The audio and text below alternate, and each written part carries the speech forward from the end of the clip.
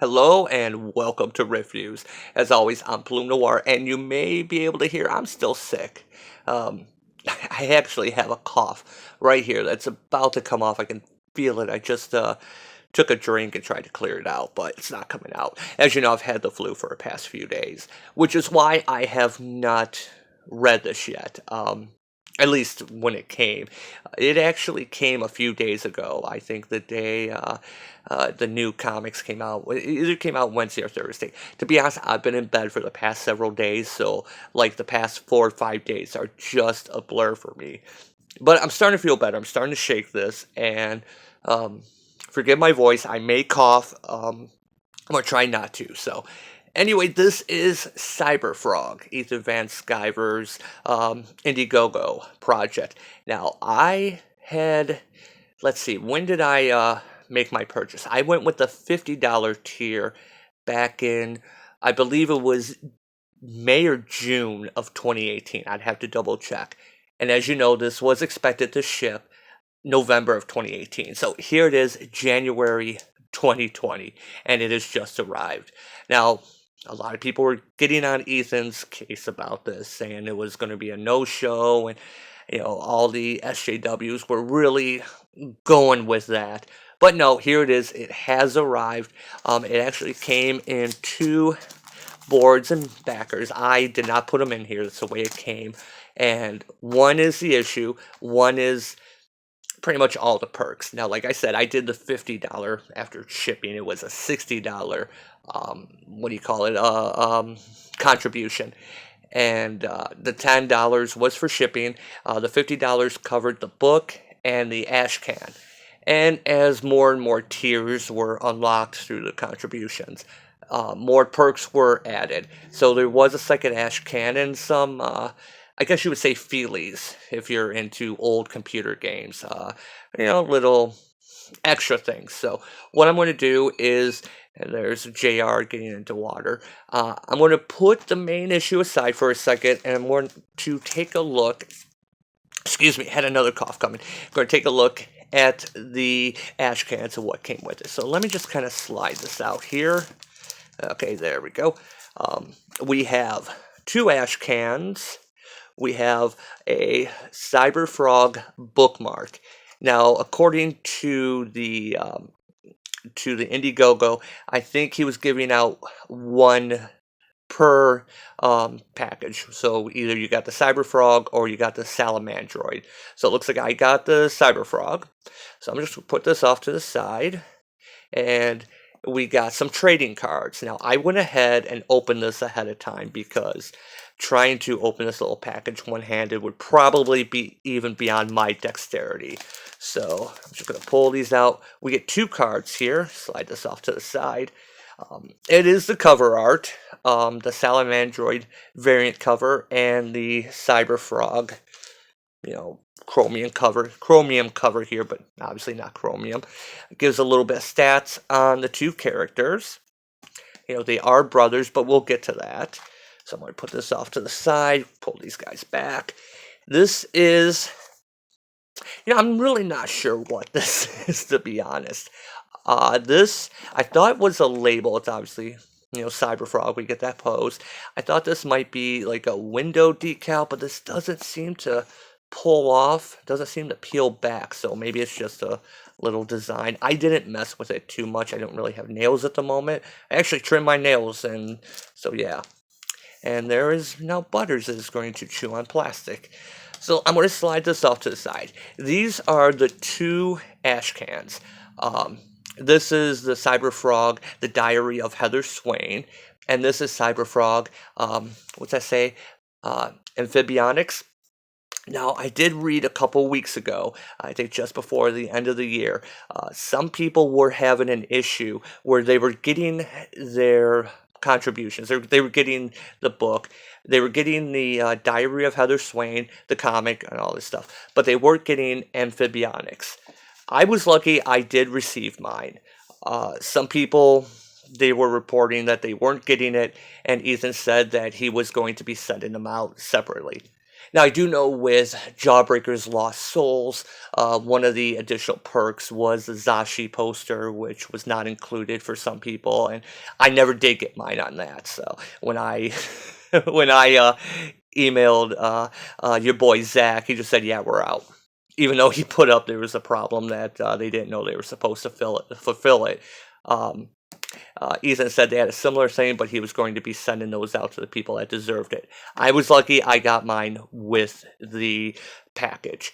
So what do these entail? I'm going to take a quick look at these. Oh, hello, Butters. You haven't been in here in a while. Hey. Sorry, got distracted. Everyone loves Butters. Yeah, she's a pretty girl. Um, where do I start here? We're going to start with Amphibionics. This is a story that he said he made back in 1997. And it's kind of a silly story. It's very similar to something you would see in the 90s. One thing I will say, this is more of a glossy, even Butters doesn't know what that circle thing is. He's kind of pawing at it. This has more of a glossy cover. The pages feel more glossy. This one has more of a, feels more cardstock, I guess you would say. I don't have the best sense of touch. And paper feels a little bit different. This is pretty much a story that takes place back in the 90s, where it sees Cyberfrog and Heather in action, you know, kind of the interactions with them, how they get along, establishes personality. These two books are not needed for the main Cyberfrog. This one is actually more ties into it. This is just kind of a fun little story that goes along, and there is a funny scene where when he's fighting these these evil nuns, possessed nuns, he ends up getting one stuck on his blade. I don't want to show all of it, but I kind of want to get over to the one point. We see Heather and her friend in school. They get to a point where Cyberfrog has the nun stuck on his little shoulder blades, and they're trying to figure out ways to get it off. This is kind of a funny little scene. Butters, stop chewing on that. Wow, she is upset today. And Mordecai is screaming, so it's a fun little story. It's very, I would say it's very rooted in the 90s. A lot of this is rooted in the 90s, I would say, even down to the chromium cover. Not necessarily a bad thing. It's a fun, little, enjoyable story. It's got some humor. The second ash can, the one that is more tied in with the story, is The Diary of Heather Swain. Now, what I did was I read the two ash cans before the main issue. I don't think that's really necessary, to be honest. I think you'd be better off reading the main issue and then reading the two ash cans. This will give you a little bit more insight as to what's happening. It's more from Heather's side.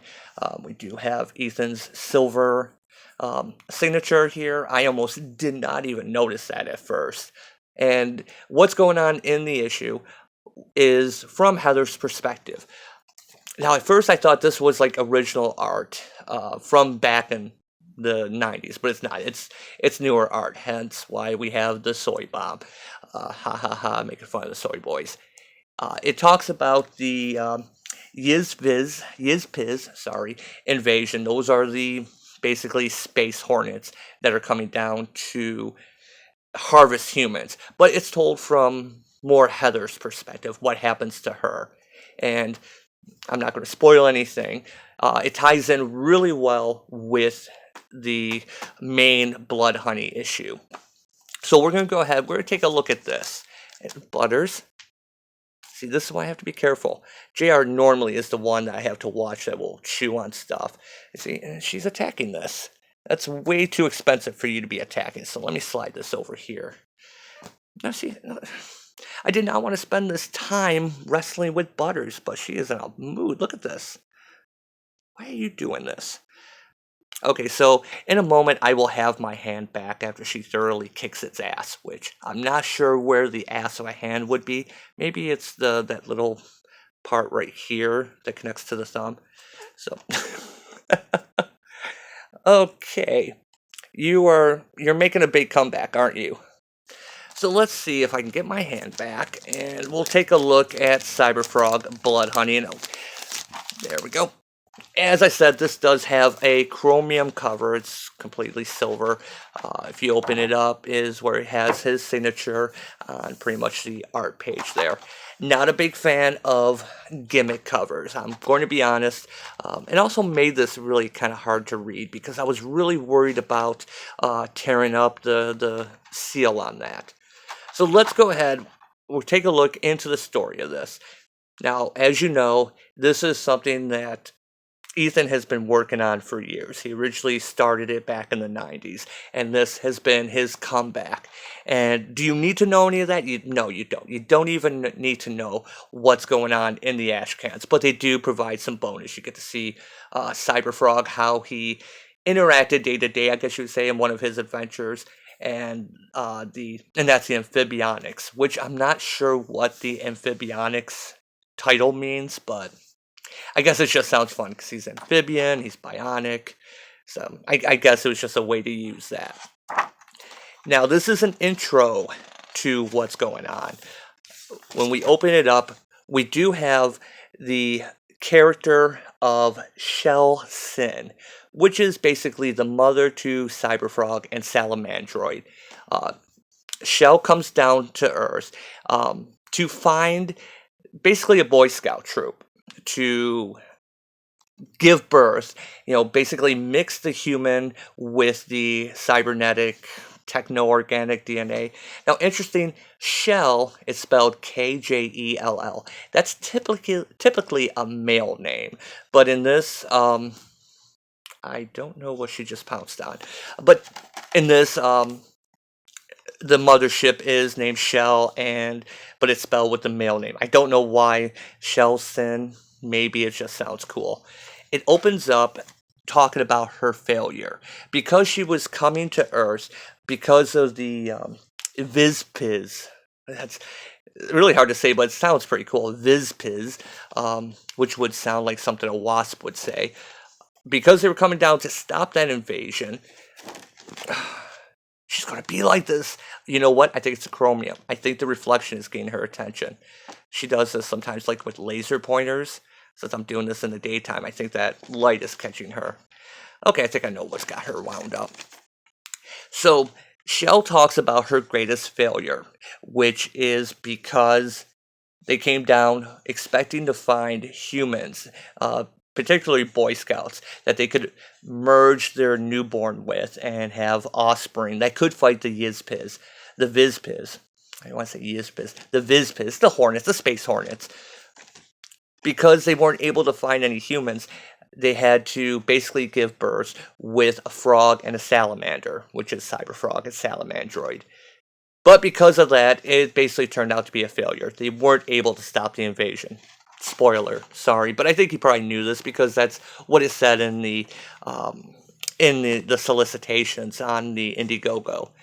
So when Shell comes down to Earth, she searches, she can't find the humans, but she's about to give birth. So she has to just basically use what's needed. And by giving birth, it is the technology merging with local creatures.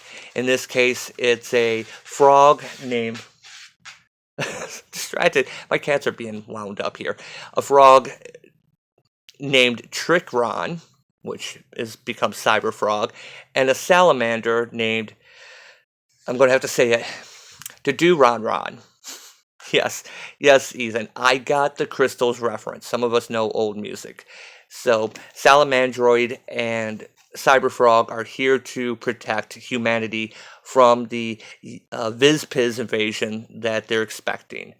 Now, Cyberfrog has a mental connection with Shell, a cybernetic connection, I guess, where when the Vizpiz finally show up, they can upgrade him to be prepared to fight. However, Salamandroid does not have that. Salamandroid's huge and is only there to protect his brother Cyberfrog, but doesn't have the connection with Shell. And so we have some cute bits when Salamandroid, this is kind of hard to turn here. They sound like jerks. Yes. Tell me more about humans. What do they want? That's a complicated question. People want the freedom to live as they choose without fear. So this is the inspiration. Whereas Salamandroid, once Salamandroid is born and gets basically the story explained to him, you know, are you my mother? Yes. I love you. I laughed at this. To Duron, there is my heart, and there is you. I know of no difference between them. So when they go out to basically get ready, get used to humans, learn how humans are, Cyberfrog finds that because he's different, because he's not the Boy Scout that they were expecting to merge with, people are afraid of Cyberfrog and are terrified. And he eventually becomes, well, jaded. So it's a nice little kind of snarky jadedness. And as we see here, humanity, no one is coming to save you. You must save yourselves. That's the end of part 2. I'm not going to go in too far with this book because it's really enjoyable. The art is beautiful. But what ends up happening is that when the Yizpiz, the Vizpiz, I keep calling it Yiz, it's Vizpiz, when they finally do show up, Shelson is down in the water, in the swamp. And when the Vizpiz show up, they get attacked. Now, there's some humans there, and sorry, hit the phone, and Shell can't stand by anymore. She has to save the human, which is this woman right here. And so she comes up and has her big damn heroes moment and tries to save the human from Vizpiz. However, it is actually off or not. Vizpiz basically swarms Shell. She goes offline and is unable to help Cyberfrog. And the human ends up getting caught anyway. So yeah, that's why we find out in the beginning there is the whole my greatest, this is the story of my failure. She wasn't able to help Cyberfrog to prevent the invasion. So what happens is Cyberfrog and Salamandroid are fighting some other villains when the invasion happens, and they end up getting overwhelmed. And Cyberfrog goes into basically hibernation while his systems are being repaired because Shell is offline. And he wakes up 20 years later and goes out to find Heather Swain. Now, as we learn a little bit in here, I kind of glossed over that.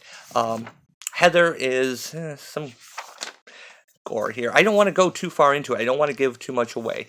It does take place during the speech that President Clinton, if you're old enough to remember, with the whole Monica Lewinsky scandal when he was impeached, and he went on TV to talk about it. And, it was that whole, I did not have sexual relations with that woman. Yeah, well, then he comes out and says, yeah, he did. Anyway, a little bit, like I said, stuck in the 90s, but it's a good fitting if you remember. It could have easily have been a few years earlier and been the OJ chase, or, around that time, the OJ trial. So, just a little bit tying it deeply into the 90s. And there are other references to the 90s. Interesting, it has Heather wearing a Tool shirt, which, Tool kind of made a comeback here, in the past year or so. So, fascinating. But yeah, we learn more about what's going on with this, what happens with the invasion, and how the humans, I keep turning back to that page, sorry guys, how the humans are trying to survive in the post-Vizpiz world. And now that Cyberfrog is back, what's going to happen? That's going to be in the next Indiegogo, I'm sure. Now, one thing about this book, I want to talk about the story, the art. I don't really keep going to this because with the chromium cover, I feel like the flash and the light is really just making it stick out. The art is good. If you like Ethan's art, and as someone, I love Ethan's art, it is fantastic looking.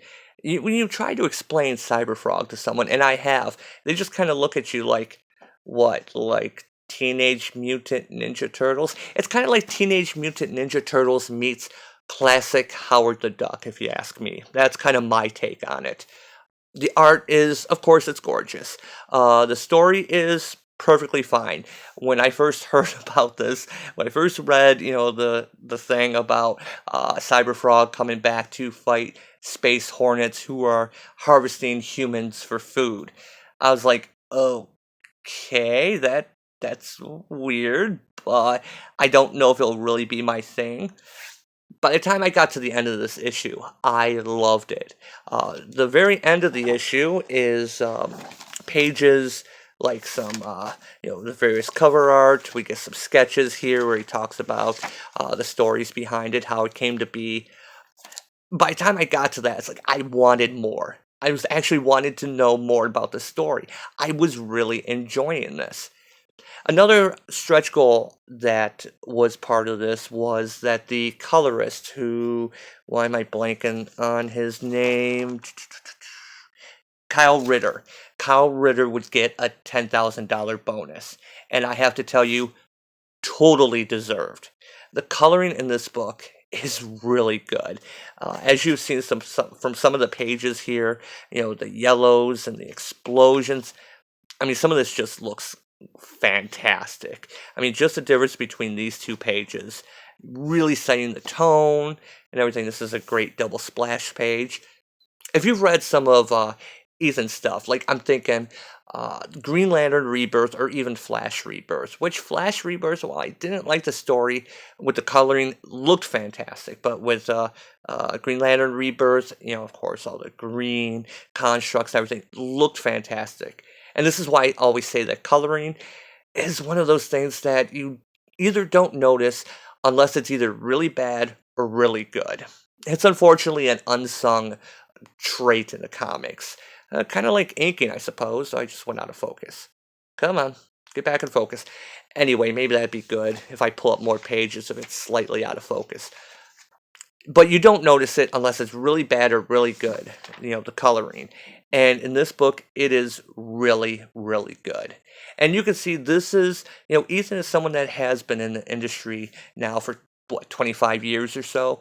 And it shows the layout of the pages, even when he gets creative like this, basically a page and a half splash page, more or less, when Salamandroid busts into their apartment. Although Heather says that she's going to take him home. She was hoping that Cyberfrog would take him home, so I'm guessing this is Cyberfrog's apartment and not hers. Little unclear on that, but it really, to be honest, in the overall story, it doesn't matter. But yeah, this book is fantastic. I have to admit, I love it. Now, like I said, I did the $50 tier, so I got the 2 ash cans. Was only expecting the 1, of course. Everything else was stretch goals.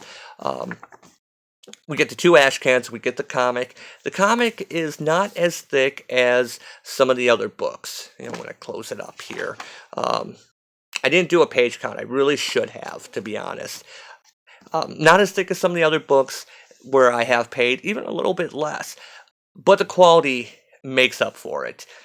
Kind of wish if I'd gone for a lower tier, which I think there was a $25 tier, which was just the book, you'll be perfectly happy with this. This is a oversized book, and I like to think that maybe going forward, maybe bring down the price a little bit.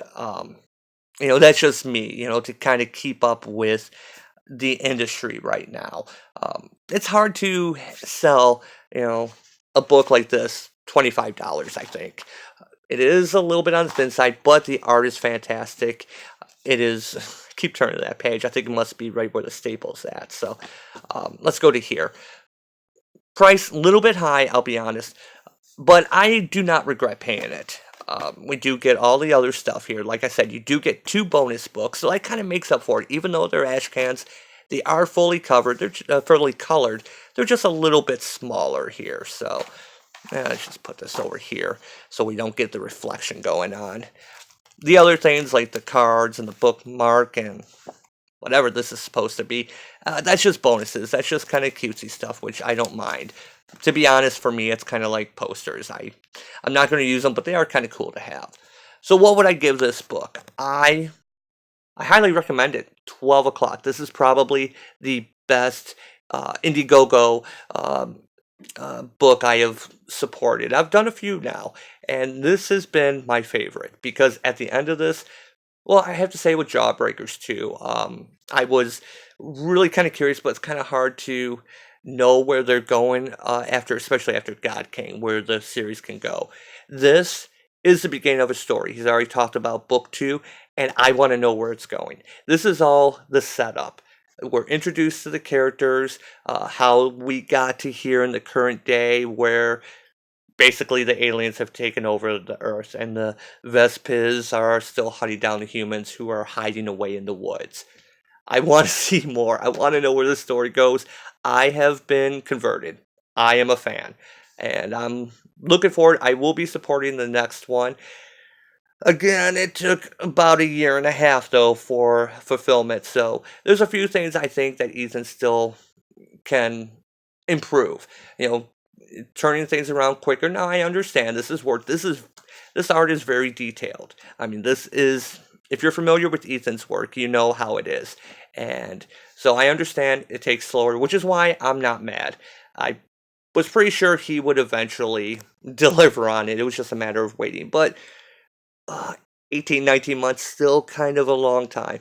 And maybe this is just on me. Maybe you lower the prices just a little bit. Because with shipping, I paid $60 total for the $50 package. And yeah, like I said, while the book itself isn't too big, once you add in these two ash cans, which are pretty sizable, you know, all things considered story-wise, they could have just been an 8-page thing, but they're not. They're almost full books themselves, if not full books. So I guess it kind of makes it worth it. Like I said, I have no regrets, and I do give a 12 o'clock on this. So thanks for watching. As you can tell, my voice is kind of going. My cold medicine is kicking in, which is why I'm all over the place. So I will be back. I do have a few more videos to do this weekend. We do have Amazing Mary Jane, Symbiote Spider-Man, so I need to get caught up on those now that I'm feeling a little bit better. And as you can hear, that cough is about to come back. So as always, thanks for watching, and I will see you next time.